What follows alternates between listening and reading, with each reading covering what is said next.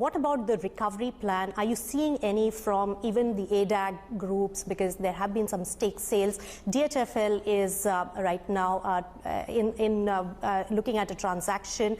Z Entertainment is looking at a transaction. And overall, in your book, are you seeing enough recoveries at this point? I personally feel that you took three names just now where there are resolutions underway. To my mind, the second quarter of this year will all be about re-rating of the asset portfolio of Yes Bank, because you would have seen significant resolutions with respect to all these names, which are the more chunky concentrated exposures. All right, and fundraising is also very important, Ravneet.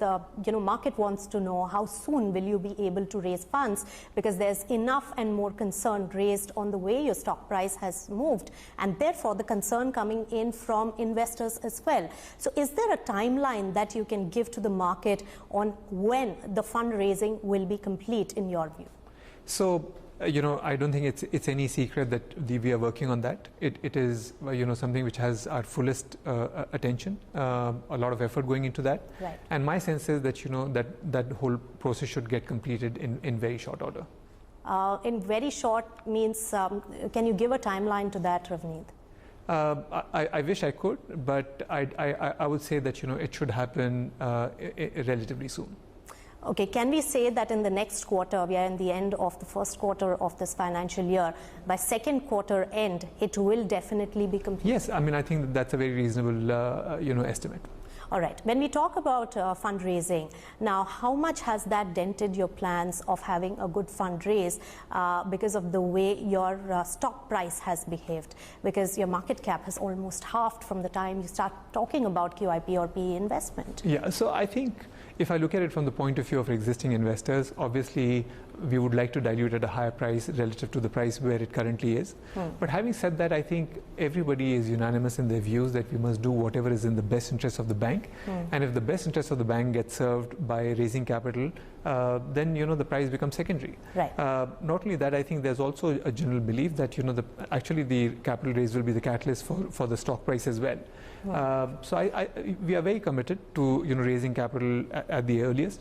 And like I said to you, we should be able to complete that process in a short period as well. So $1 billion from private equity fund looks unrealistic at this point, and at this price, 27,000 crore rupees of market cap, which will dilute you way above your shareholders may be comfortable with? So right now, if you see the resolutions that we had were for a 10% dilution or $1 billion, whichever was lower. Right. And I have to mention here that if there was a 10% cap, it was not because it was put by the board or by the, it was just that the proxy advisors mentioned that, the shareholders don't like enabling resolution with more than 10% dilution. Right. But for instance, if we had to dilute more in order to be able to, raise more capital, right, I'm sure we can go back to shareholders and get the necessary approvals. All right. As per RBI norms, up to 5% by an investor, 10% will require a special permission, and above that, it has to be really seen if RBI gives any dispensation on that.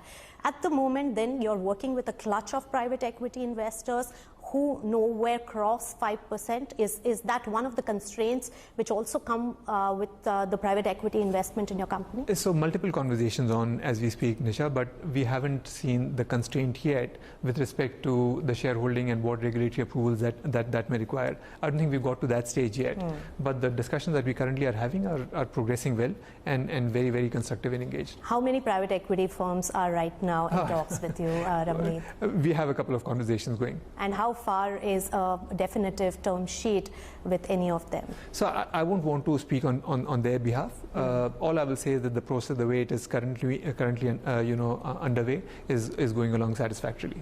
And how has been the feedback on the asset quality of the book and the way the stock price has been volatile from the investor community? Yeah, like you rightly said right at the beginning of the interview, there are certain misconceptions, there are certain apprehensions, misapprehensions that exist in the market.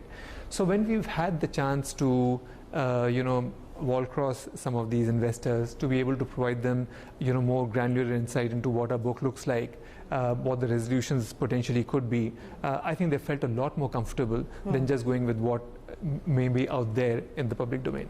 So is there due diligence going on by several private equity firms at this moment for investments? So due diligence is underway as we speak. All right. And when we talk about the QIB which was also part of your plan. Is that also going to come in, given the restriction of the RBI norms in terms of the shareholding pattern by any single investor? So I think what we're doing is we are keeping our options open to see, what would serve the interests of the bank the best. We have made no final determination with respect to that. Right. And whether we want to just go down the private equity route, whether it's a mix of private and public, or it's a public markets transaction, all options are on the table. All right, so QIP as well as private equity investment. There's also a general feeling, Ravneet, and from conventional wisdom as well, when you are in a desperate situation, the investors will try to bargain hard, right? Are you facing that scenario as well in terms of the pricing? Because you just now mentioned that we want to get the fundraising done at a premium to the current market price. So I don't think I mentioned that we would like to, do that at a premium to the market price. You said that there should be some premium attached. I said if I look at it from the point of view of existing shareholders, we would have ideally like to dilute at a higher price. Right. When I said higher price, not commanding a premium, but the price, the quoted price itself should have been higher. Right. So that is number one. Number two, Right. you said that when somebody is in a desperate situation, that do investors tend to drive a hard bargain. I'm not in a desperate situation. So the fact of the matter is that while I'd like to raise capital, if I need to, for the time being, just conserve capital through capital optimization, through churning my balance sheet, I have that option available as well, and which is something that I'm doing very actively. Also, do bear in mind that in the first 2 quarters of the year, typically the credit demand is not as high as it is in the latter two. So do I have the ability to hunker down, look for capital optimization, look to dynamically churn my book, move towards more high yielding assets? All those options are there, and those are levers that I'm using even today. So far from being in any situation which you could be characterized as desperate.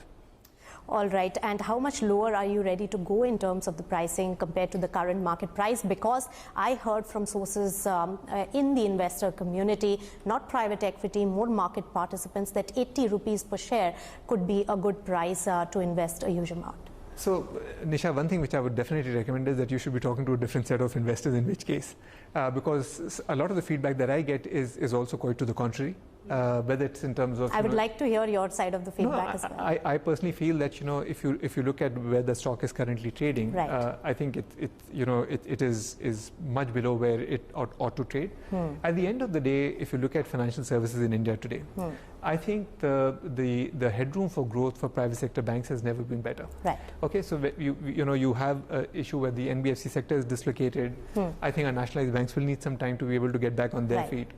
I really think that the constituency in the Indian financial services, which really has a lot of headroom to grow and has a really clear runway ahead of them, is private sector banks.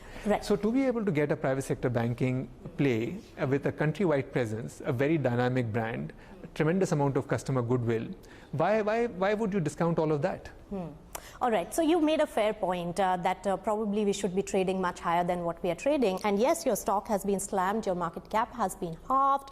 And if I look at the numbers, the book value that you have given is not something that the market is ready to believe in, because you are trading, your stock price is trading at or close to 1 time the book value, which is lower than any other private bank. It is closer to what SBI is trading at.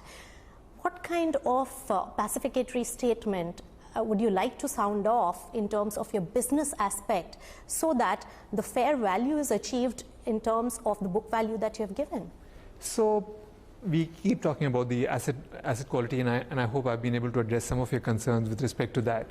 But equally, don't forget this is a very dynamic, very vibrant franchise which is growing very, very quickly. So like I mentioned earlier as well, this is not a one-trick pony. I think our corporate bank is a very, very strong bank and has been the calling card of the of the institution in the past.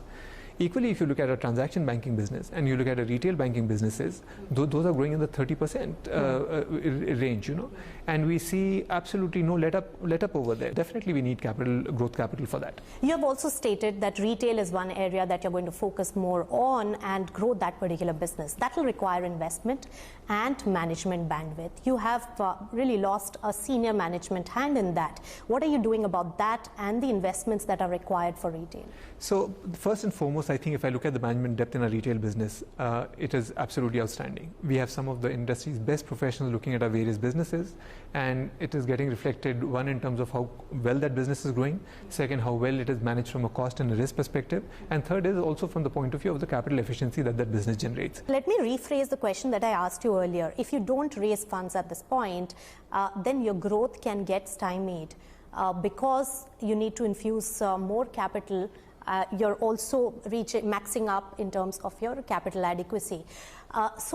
Looking at that, if you're not going for a hard bargain, you're not going to relent on that part, and I'm just assuming that kind of a scenario, then what are the options in front of you? Also, given that your fee income is just so high, it can also drop because your profitability can drop if you do not grow.